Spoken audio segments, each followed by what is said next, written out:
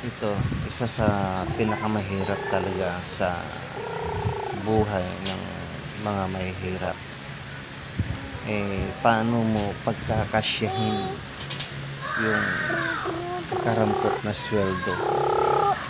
Lalo na sa mga tulad kong minimum wage earner lamang sa loob ng kada araw magkano lang budget niyan. Lalo na ngayon tumaas pati bigas, napakataas.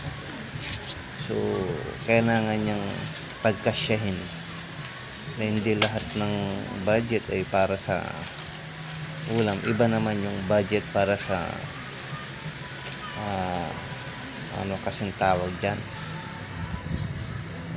toothpaste, sabon, shampoo.